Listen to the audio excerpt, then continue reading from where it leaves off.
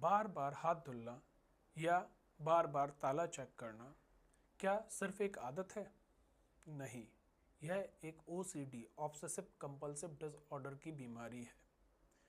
भारत में लगभग 2 से 3 प्रतिशत लोग इस बीमारी से ग्रसित हैं। इसका मतलब भारत में 50 में एक व्यक्ति इस बीमारी से ग्रसित है। ताज्जुब की बात यह है कि बीमारी के इनिशियल लक्षण आने से लेकर और सही डॉक्टर तक पहुंचने में 7 से 10 साल का समय लग जाता है। लोग अक्सर इस बीमारी का मजाक उड़ाते हैं। लोग कहते हैं कि इसे तो सफाई का भूत सवार है या यह तो सक्की मिजाज का आदमी है।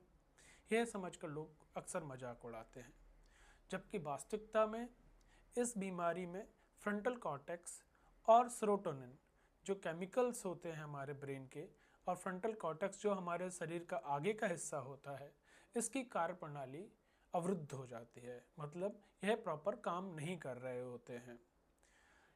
इस बीमारी में अक्सर 2 पार्ट होते हैं। एक पार्ट होता है जिसमें डरावने थॉट्स आते हैं, ऑब्सेशन, और दूसरा पार्ट होता है इन डरावने थॉट्स को काउंटर करने के लिए जो काम किए जाते हैं, कंपल्सन्स। तो यह ऑब्सेशन और कंपल्सन से मिलकर बनता है, इसलिए हम इसको ऑब्सेसिव कंपल्सिव डिसऑर्डर्स कहते हैं। इस बीमारी में मरीज बार बार रीअश्योरेंस मांगता है कि क्या मेरे हाथ साफ हैं या क्या ताला बंद है। इन केसेस में मरीज को रीअश्योर बार बार करने से बीमारी कम ना होकर बीमारी को बढ़ावा मिलता है। तो मरीज को बार बार रीअश्योर ना करें।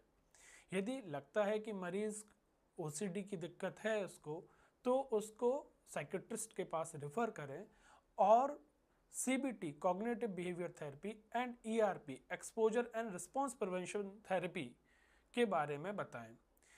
बिना इन थेरेपीज के खुद से ही मरीज का निकल पाना इस बीमारी से काफ़ी मुश्किल होता है। इस बीमारी के बारे में कुछ मिथ हैं कि क्या यह बीमारी सिर्फ हाथ धुलने या ताला चेक करने तक सीमित है? नहीं, यह बीमारी इसके अलावा भी कई रूपों में, जैसे चीज़ों को बार बार गिनना, चीज़ों को एक विशेष क्रम में रखना, बार बार हिंसक विचार आना या बार बार शक करना, इस फॉर्म में भी यह बीमारी हो सकती है। तो बेटर है कि यह मरीज समय पर डॉक्टर को दिखाएं और बिना दवाइयों के सिर्फ इच्छा शक्ति का सहारा लेके इस बीमारी से निकल पाना बहुत मुश्किल होता है, क्योंकि यह एग्जैक्टली इच्छा शक्ति की बीमारी नहीं है।